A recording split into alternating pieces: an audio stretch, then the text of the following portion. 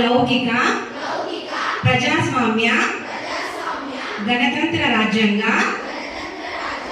నిర్మించుకోవడానికి పౌరులందరికీ సాంఘిక ఆర్థిక రాజకీయ న్యాయాన్ని ఆలోచన భావ ప్రకటన విశ్వాసం ధర్మం ఆరాధనల స్వాతంత్ర్యాన్ని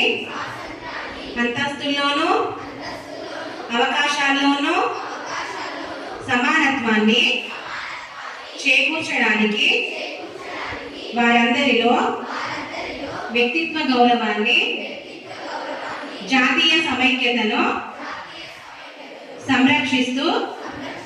సౌభ్రాతృత్వాన్ని పెంపొందించడానికి మన ఈ రాజ్యాంగ పరిషత్లో 1949 నవంబర్ 26న ఎంపిక చేసుకొని శాసనంగా రూపొందించుకున్న ఈ రాజ్యాంగాన్ని మాకు మేము